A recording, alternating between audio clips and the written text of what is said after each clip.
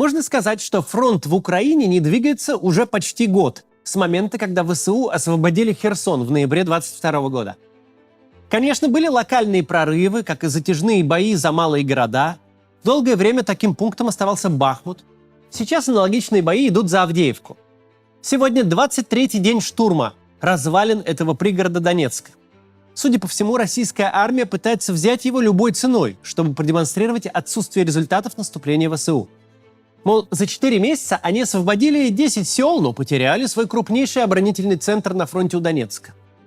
Такое положение дел все больше льет воду на мельницу тех, кто выступает за прекращение военных действий по текущей линии соприкосновения или сокращение вплоть до прекращения военной помощи Украине. А сейчас такие голоса слышны даже в Конгрессе США.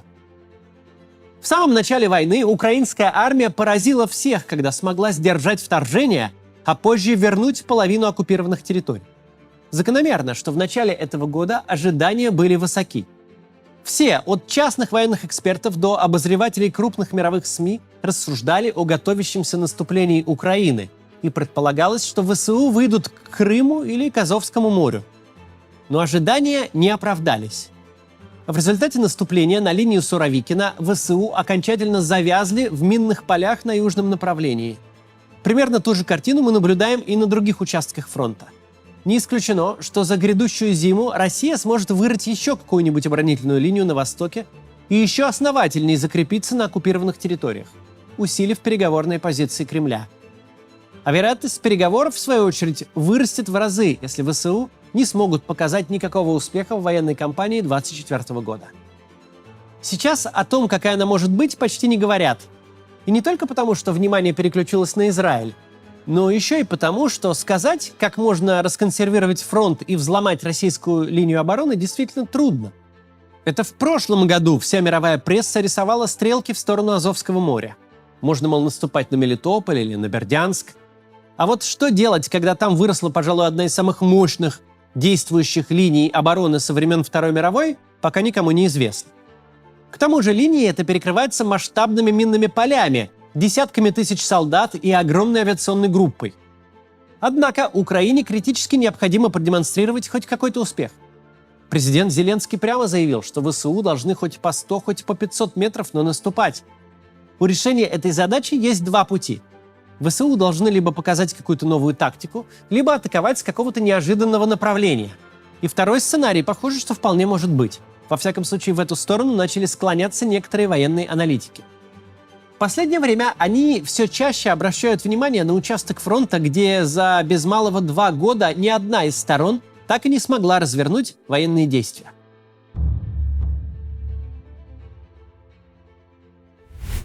Долгие месяцы фронт не двигался на почти 200-километровом участке Каховского водохранилища. Этот крупнейший водоем Украины шириной от 5 до 15 километров оставался самой надежной линией обороны. О том, чтобы двигать какие-то батальоны через него, и речи не шло. Подготовку к такому десанту заметят не только с помощью беспилотников с противоположного берега. Ее будет видно даже из космоса. Но все изменилось после катастрофы на Каховской ГЭС.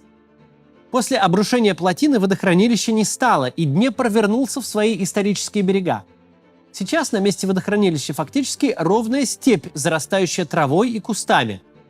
Посреди нее течет не широкая, не глубокая и не быстрая река, которая, помимо прочего, разделяется на много рукавов. Местность там заболоченная, а значит труднопроходимая для тяжелой брони. Но вот в южной части бывшего водохранилища таких рукавов немного, всего один. Сейчас ВСУ создали несколько небольших плацдармов на участке между Херсоном и Каховкой. И медленно этот плацдарм расширяют. А российские войска остановить их пока не могут. Ситуация дошла до того, что российский генштаб сменил командующего группировкой войск Днепр. Если верить российским военкорам, генерал-полковник Олег Макаревич потерял свой пост именно потому, что не смог ничего поделать с украинскими плацдармами на восточном берегу Днепра. Дальше мы поговорим о перспективах гипотетической операции ВСУ по форсированию Днепра, а пока небольшое объявление от независимого СМИ. Посмотрите, пожалуйста. 7 октября в один из самых богатых кибуцев Израиля, кибуц Беэри, ворвались боевики Хамас. The Insider, независимая российская медиа, недавно сделала об этом репортаж. Они поговорили с жителями кибуца, которым удалось выжить в тот день. Издание получило известность благодаря расследованиям. Именно журналисты The Insider вместе с Bellingcat нашли отравителей Алексея Навального. Они также выяснили подробности покушения на Владимира Карамурзу и Дмитрия Быкова и снова нашли виновных. Доказали причастность ГРУ к хакерским взломам, установили настоящие имена Баширова и Петрова, отравивших Сергея Скрипаля.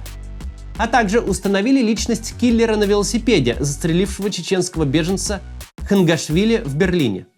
На YouTube-канале The Insider вы найдете не только расследования и репортажи, которых там много, но и интервью с правозащитниками, писателями и музыкантами. Еще разоблачение телевизионных экспертов и пропаганды в целом. Обязательно подпишитесь на YouTube-канал The Insider, чтобы узнавать первыми о новых расследованиях и репортажах. Ссылку я оставил в описании под роликом. Это некоммерческая дружеская интеграция. Продолжаем. В октябре военная аналитическая платформа Rohan Consulting попыталась оценить перспективы гипотетической операции ВСУ по форсированию Днепра. Операция эта, безусловно, очень рискованная. Ее провал обернется катастрофой для ВСУ. Но если операция пройдет удачно, то и успех будет немалым. За прошлую зиму и весну российское командование вбухало огромные ресурсы в сооружении линии Суровикина. Но уже за Днепром и вплоть до самых крымских перешейков никаких масштабных укреплений нет. Тут аналитики обнаружили 4 или 5 мест, куда ВСУ теоретически могут высадить десант. И, судя по всему, и украинские, и российские генштабы все же держат в уме возможность такой операции. И Украина, и Россия собрали на берегах Днепра морских пехотинцев, элитные подразделения, и расположили их в 2 эшелона. Украина собрала 12 бригад, отдельных батальонов и подразделений спецназа. По 6 соединений в каждом эшелоне. Сколько именно это солдат и офицеров, сложно сказать. Ведь сам факт, что там кто-то стоит, скажем, условная 35-я бригада морской пехоты, еще не значит, что он стоит прям всеми своими батальонами. Спустя 18 месяцев войны с большими потерями нет никаких гарантий, что эти подразделения укомплектованы прям на 100%. Как людьми, так и вооружением. Точно сказать можно только одно. Вся группировка ВСУ в том районе – это десятки тысяч солдат и офицеров. Может 20, а может и 40. Тем временем Россия на другой стороне реки разместила 15 бригад и полков. 9 из них в первом эшелоне, еще 6 чуть дальше в тылу. Оценить количество солдат там тоже очень сложная задача. Но можно проговорить очевидное. Количество соединений у российских сил больше, чем у ВСУ. А значит, у России здесь все еще есть численное преимущество. Тем не менее, аналитики говорят, что Украина, в теории, может компенсировать преимущество противника более точной и слаженной работой артиллерии. Главное – накопить большое количество боеприпасов. Есть вероятность, что именно сюда переправят все ракеты ATACMS. Ведь они гарантированно смогут простреливать российскую оборону на всю ее глубину, разбивать большие склады с боеприпасами, командные пункты или склады с топливом. Само форсирование Днепра может пройти в 3 этапа. На первом этапе войска из первого украинского эшелона выходят на позиции, подтягивают понтонные переправы, переходят реку и создают 4 плацдарма. Наводят там переправы через Днепр у Херсона, Новой Каховки, Горностаевки и Большой Лепетихи. На втором этапе по понтонным мостам за плацдарм идет украинская бронетехника, а затем под прикрытием артиллерии заходит на плацдарм, прорывает российскую оборону и занимает ключевые дорожные развязки прямо перед Днепром. А уже на третьей фазе за бронетехникой идут пехотные подразделения второго эшелона, продвигаясь по основным дорогам в сторону Крыма. Если второй этап сорвется, ВСУ могут оказаться в ситуации военной катастрофы. Ведь для успеха маневренным подразделениям необходимо зацепиться за ключевые развязки. А если зацепиться не удастся, то вместо управления десантированием, за которым будет буквально наблюдать весь мир, украинское командование будет спасать бронетехнику, которая окажется зажата между российскими позициями и широкой рекой. Не исключено, что артиллерия повредит наведенные через Днепр понтоны настолько, что те станут непригодны для возврата по ним бронетехники.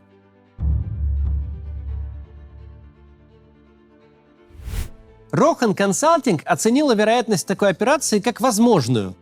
Ровная степная местность без больших высот, без лесов, за которые может долго цепляться пехота противника, позволит ВСУ поддерживать свои атаки, вводить в бой все новые и новые подразделения. В российском генштабе также готовятся к такому сценарию. Еще в октябре российское командование перебросило туда 2 полка, 4 бригады и 18-ю общевойсковую армию. И это в тот момент, когда чуть ли не все, что ездит, ходит, стреляет и вообще что-то делает, нужно на обороне линии Суровикина. Ну или на штурмах Авдеевки. А сил и ресурсов тут понадобится много. Много пехоты, много бронетехники, а еще нужно хорошо подготовить инженерные войска. Тут стоит отдельно обозначить роль военных инженеров. От них вообще будет много чего зависеть. Во-первых, они должны будут быстро и технично навести переправы. А во-вторых, инженеры должны будут быстро латать подбитые и наводить запасные переправы в случаях фатальных повреждений. Также на первый план выйдет артиллерия. Ведь вся группировка в момент перехода реки будет очень уязвимой. Поэтому необходимо создать буквально шквальный огонь, который должен будет разбить артиллерию противника, чтобы минимизировать потери среди солдат и техники на том берегу.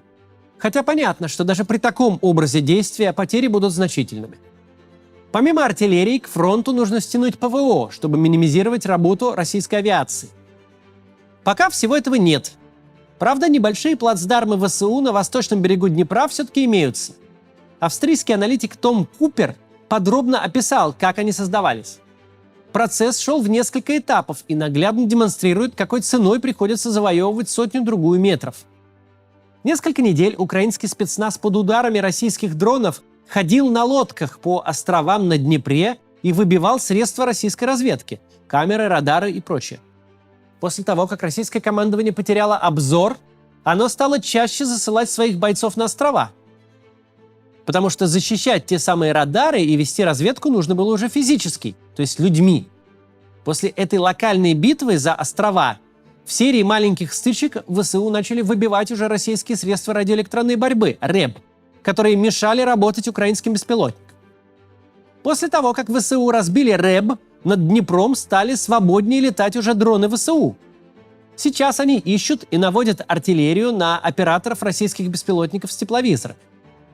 Эти беспилотники – самые зоркие глаза российской армии на Днепре.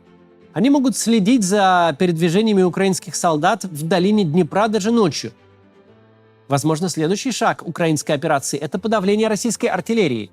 Тот же Том Купер, например, осторожно прогнозирует, что в ближайшем будущем Россия не сможет ликвидировать небольшие плацдармы ВСУ. Возможно, конечно, что Украина использует их не для какой-то масштабной операции, а для того, чтобы, например, вести там активные действия, оттягивая с фронта как можно больше российских сил. И в 2024 году продолжит наступление на линии Суровикин. Украина вообще вынуждена постоянно оказывать давление и на фронт, и на логистику российских войск, чтобы на оккупированной территории не появилась еще одна первоклассная система укреплений. Вначале мы говорили о том, что Украине критически важно показать западным союзникам хоть сколь-нибудь видимый успех, а для этого нужно как-то расконсервировать застывший фронт. Об этом же говорит и главнокомандующий ВСУ генерал Залужный, статью которого вчера опубликовал «Экономист». Залужный обратился к западным партнерам Украины и буквально озвучил все то, о чем давно говорят военные обозреватели. Да, война все отчетливее переходит в стадию позиционного конфликта, в котором масштабные операции не будут иметь никакого смысла. Потому что результат таких операций не будет стоить вложенных усилий и ресурсов. Генерал открыто признает, что для Украины позиционная война – это капкан. Ведь Россия может опереться на свой большой военно-промышленный комплекс, наращивать производство всевозможных дронов, которые бьют по бронетехнике и артиллерии на фронте, уничтожают самолеты и объекты энергетики в тылу. Украинский ВПК этому противостоять не способен. А оборонной промышленности стран Запада понадобится никак не меньше года, чтобы отправлять в Украину вооружение в товарном количестве. Украинская армия вынуждена найти вариант, который, если не изменит ход войны, то хотя бы даст Киеву новый импульс. А западным союзникам мотивацию поддерживать Украину столько, сколько потребуется. Вот такой сегодня у нас обзор ситуации на фронте. Напоминаю, что сегодня у меня живое выступление в Берлине, а через 2 дня в Праге. Мы открыли недорогие билеты и там, а также билеты за 10 евро для беженцев из любых стран и для студентов. Так что покупайте билеты и приходите. До завтра.